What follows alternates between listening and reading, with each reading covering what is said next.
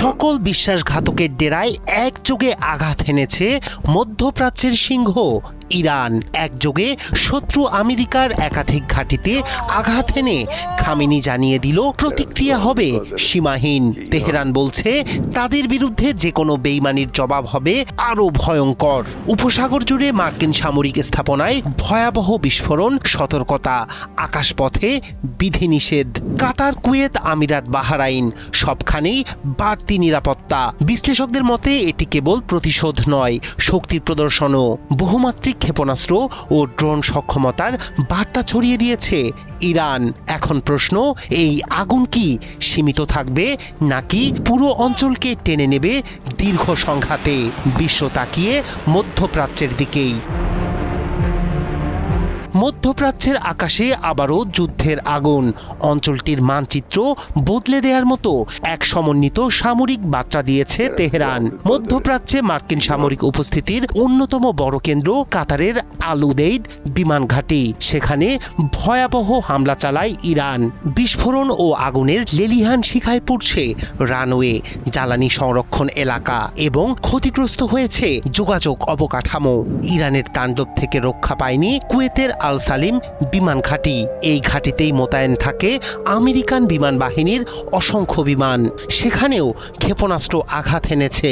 একই সময়ে সংযুক্ত আরব আমিরাতের আল ধাপরা ঘাঁটি লক্ষ্য করে চালানো হয় হামলা। এতে একজনের নিহতের তথ্য নিশ্চিত করেছে আল জাজিরা। বেইমানির শাস্তি পেয়েছে আমেরিকার আরেক বন্ধু বাহরাইন।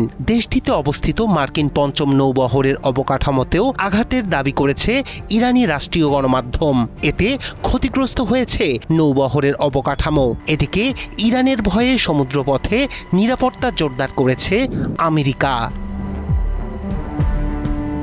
শুধু উপসাগরীয় ঘাঁটি নয়, বিশ্বাসঘাতকতার জবাবে সৌদি আরব ও জর্ডানের ভিতরেও মিসাইল হামলা করেছে ইরান। বিশ্লেষকরা বলছেন এই সমন্বিত হামলা দেখিয়েছে ইরানের ক্ষেপণাস্ত্র ও ড্রোন সক্ষমতা বহুমাত্রিক এবং দূরপাল্লার। তেহরানের হাতে রয়েছে মধ্যম ও দূরপাল্লার ব্যালিস্টিক ক্ষেপণাস্ত্র।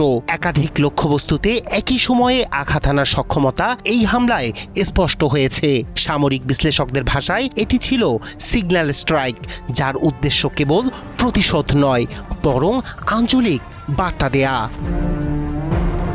কেন এই দেশগুলো লক্ষ্যবস্তু? তেহরানের দাবি তাদের বিরুদ্ধে সামরিক সমন্বয়, নজরদারি বা লজিস্টিক সহায়তা দিয়েছে এসব ঘাঁটি। তাই ইরান বার্তা দিয়েছে সংঘাতে জড়িত যে কোনো অবকাঠামোকে বৈধ লক্ষ্য হিসেবে বিবেচনা করবে তারা।